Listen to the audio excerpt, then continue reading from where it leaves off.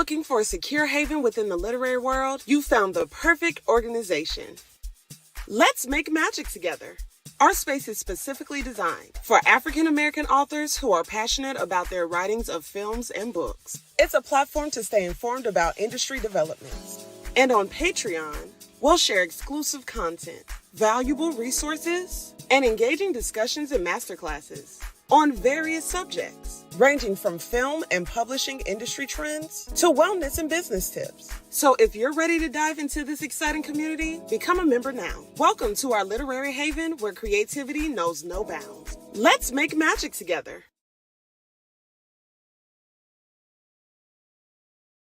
Hey y'all, how are y'all feeling today? I hope that you guys are flowing well, that your month of February has been awesome, filled with love, filled with grace, and filled with opportunities.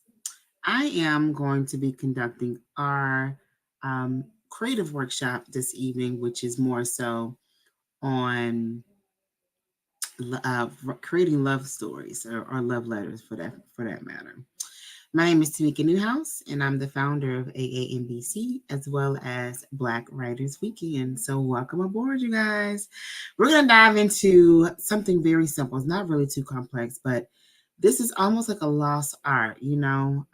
People are not as connected to writing, physically writing anymore, and we want to get we want to get people back into the swing of things. And Valentine's Day just passed. Black Love Day just passed. But now we're stepping into Women's History Month, and soon we'll be tapping into Father's Day and Mother's Day. And so we want to be able to really effectively express ourselves. So I'm going to go through some very simple steps that you guys can follow when it comes to creating and writing a love letter. One, start with a warm greeting. Begin with a heartfelt salutations that sets the tone for the letter. So it could be, hey, my love. Hi, the one that has always been there for me. Something almost like a compliment versus just saying dear John or dear Jane. Be really personable and start off with a compliment. Now, expressing your feelings. The beautiful thing about clearly and sincerely expressing your love and your admiration for this person is that there is not going to be any interruptions. You also do not have to see their reaction in real time. So the only thing that's between you and your words is a piece of paper or a digital device if you're choosing to write this out on your iPad or text it. But no one is between you. You can fully be vulnerable and write how you really feel without being filtered, without the fear of them not receiving it in the way that you like. Be honest, be vulnerable, and express yourself authentically. That's the beautiful thing about writing letters, is that there's no interruption in what it is that you have to say. And also the person receiving it, they're going to be so curious to know what it is that you have to say that they're going to actually finish reading it, especially since it's going to be nice, a nice gesture. So expressing yourself and understanding that this is a safe space. There's no interruptions. There's no right or wrong way to express yourself either. Just being genuine and being honest and being open. Let's share some specific memories or qualities that you like about this person. So recall some shared experiences. Be specific about some of your memories or some of the qualities that you appreciate about the person. Again, we're going to continue to pour in the love and pour in the compliments. So continue with those positive words, those positive affirmations. Continue with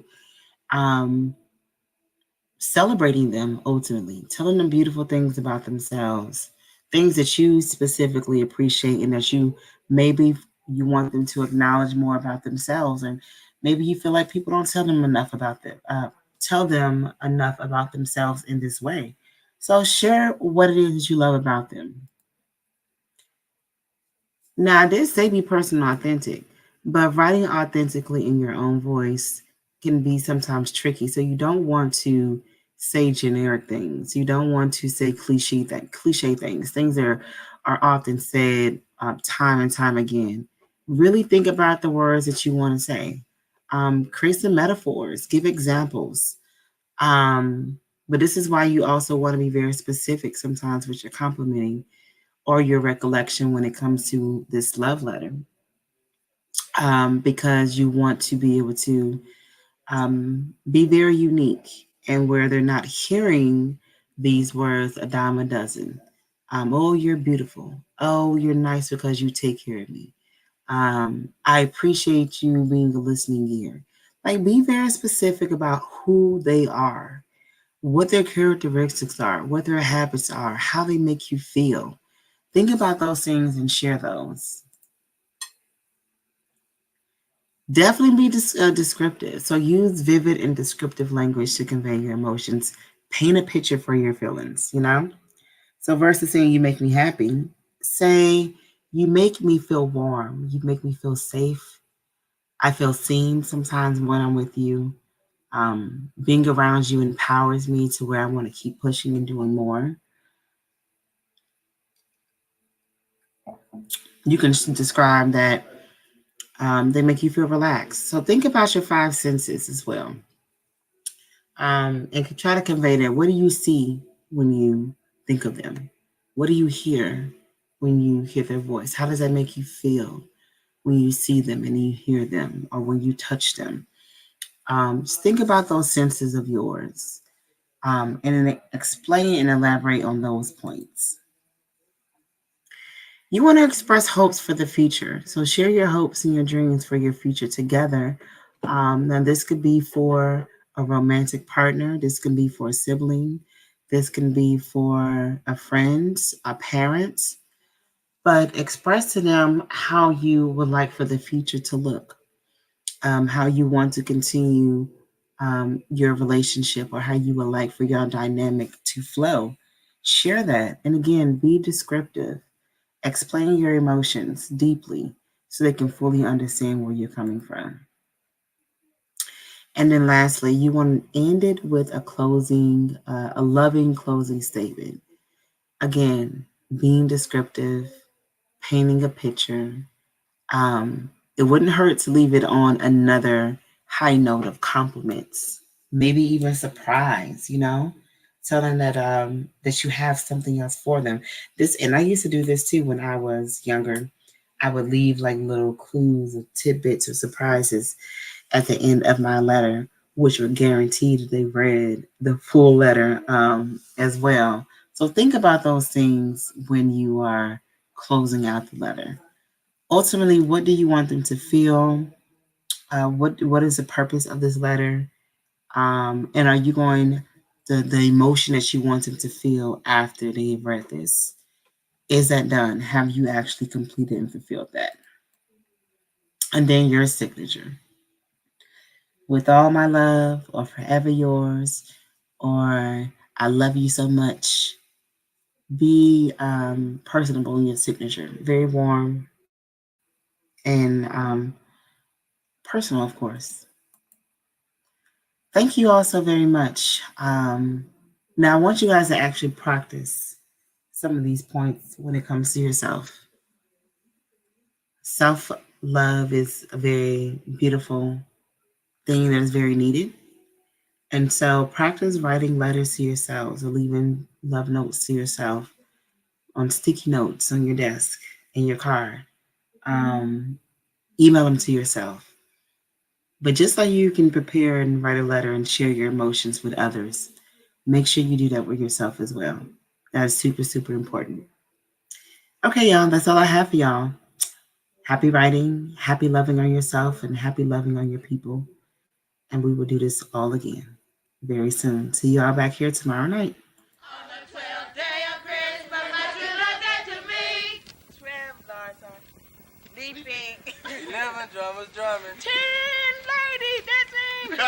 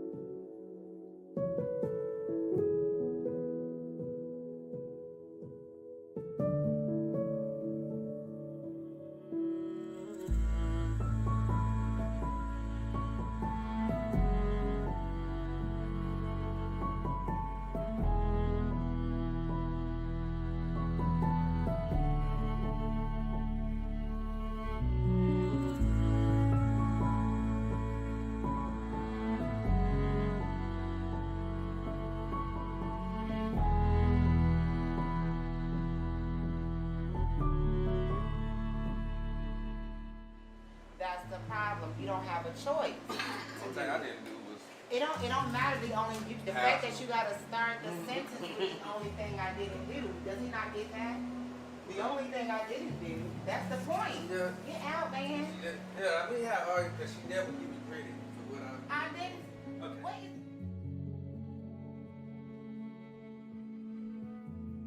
is? How my journey with being a parent evolved, I would have never even guessed that. I would have never said that was going to happen a day in my life where I would not enjoy being married, where I would not enjoy being a mother.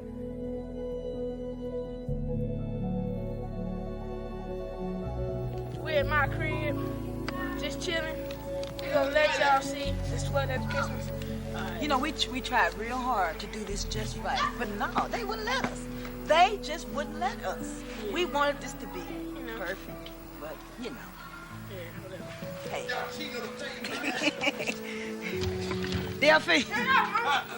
Delphi. Make a face at me.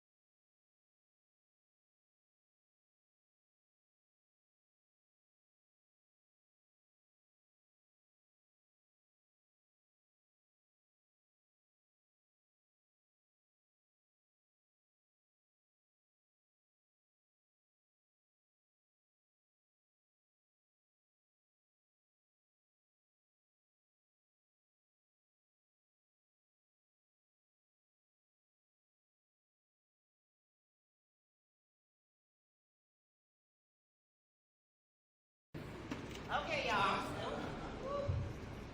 How is everyone doing? For real, no. How y'all doing though? It's hot.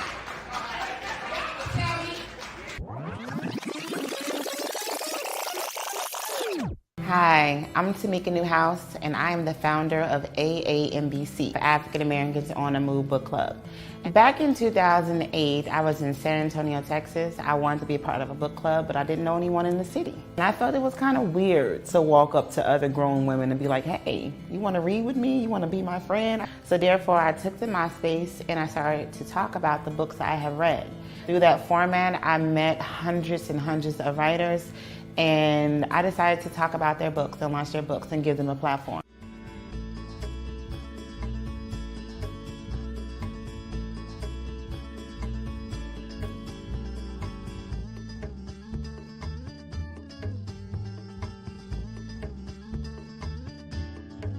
And visually see what it is that you perceive. So I thought that was really good. It's more than just telling us what we want to be showing us. And that's really hard for a lot of writers to do. I'm kind of proud.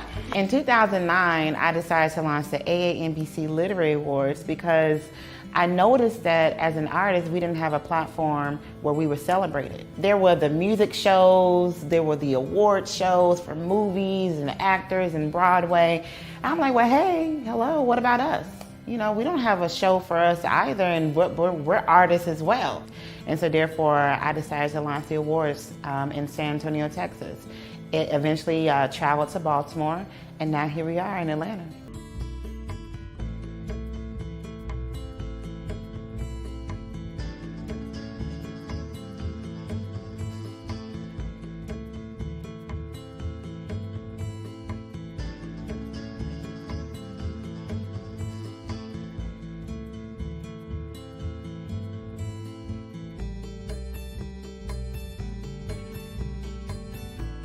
It's not about one person, it's not about one genre, it's about all of us as a unit. Thank you all for coming out, and I hope you enjoy the show.